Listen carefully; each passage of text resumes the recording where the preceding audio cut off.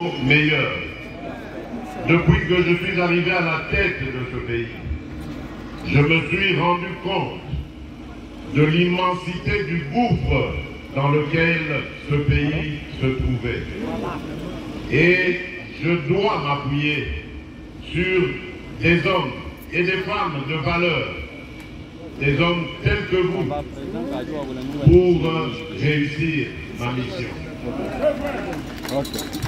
Permettez-moi également, Monseigneur, de remercier et de rendre hommage à Monseigneur Marcel Outembi, ici présent, pour son discours et ses mots aimables et encourageants à mon endroit et à l'endroit de l'État congolais. Oui, Monseigneur Marcel, je crois aussi que l'État et l'Église, particulièrement l'Église catholique, ont l'obligation, je dis bien l'obligation et le devoir de collaborer, de marcher ensemble. Et c'est peut-être ici l'occasion pour moi de tirer la sonnette d'alarme par rapport à une certaine dérive constatée au sein de l'Église catholique.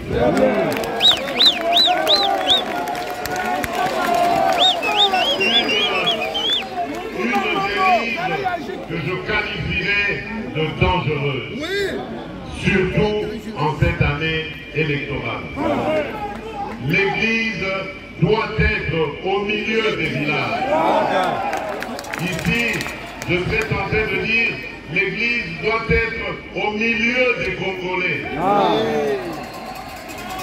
Elle doit prêcher l'amour, l'unité et l'égalité.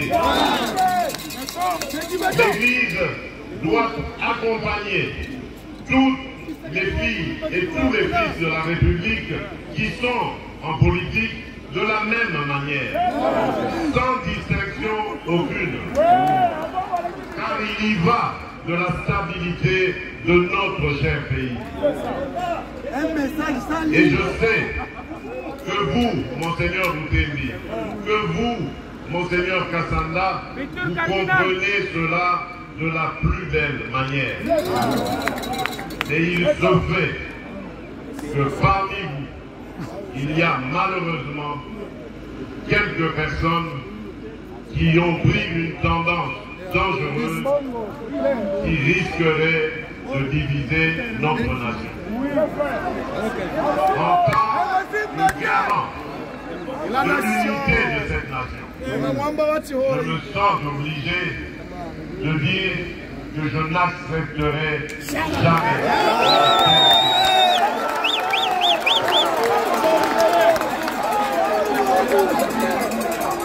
Je continuerai, parce que j'y crois, à entretenir les meilleures relations avec l'Église en général et l'Église catholique en particulier. Je ne lésinerai sur aucun moyen pour aider cette institution qui nous est si chère et qui est si chère à mon cœur, pour qu'elle se solidifie et qu'elle reprenne son combat que nous avons toujours admiré. Le combat qui a fait de nous aujourd'hui des hommes et des femmes éduqués, remplis de valeurs. Oui, c'est grâce à cette Église que je veux revoir, prendre le devant pour nous aider à relever ce Congo qui est malheureusement terrassé à cause des antivaleurs telles que la corruption, telles que le tribalisme, telles que le séparatisme, telles que l'impunité et j'en passe.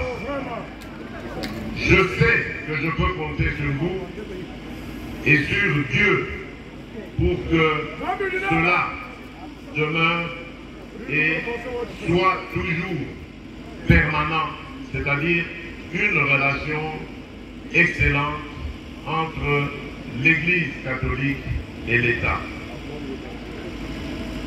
Je vais terminer mon propos en réaffirmant encore ma détermination à garder ce pays uni et à le pacifier. Je ne reculerai pas devant les menaces et les intimidations en tout genre. J'ai passé quasiment les 3/4 de ma vie à combattre aux côtés d'un grand homme. J'ai cité Étienne Tshisekedi.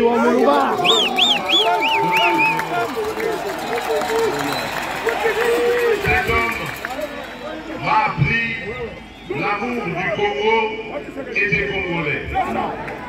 Et donc, je ne ferai jamais, au grand jamais, le fossoyeur du Congo et des Congolais.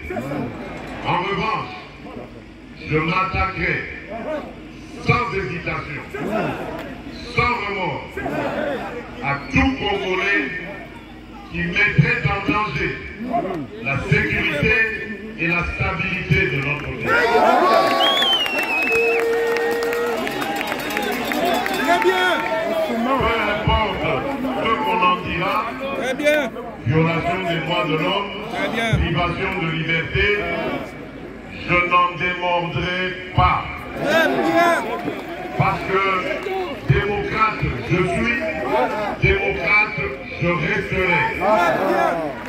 Je n'ai aucune leçon à recevoir de qui que ce soit dans ce domaine. J'ai la charge de protéger et de garantir le bien-être de tous les Congolais, de quelque bord politique qu'ils soient, religieux ou autres idéologiques, et donc je ne lésinerai sur aucun moyen pour remplir ma mission du mieux que ce soit. C'est l'histoire et Dieu qui me juge. Monseigneur Emmanuel Bernard, encore une fois, je voudrais vous remercier d'être l'homme que vous êtes et de m'avoir associé à cette célébration mémorable et inoubliable. Et d'y avoir aussi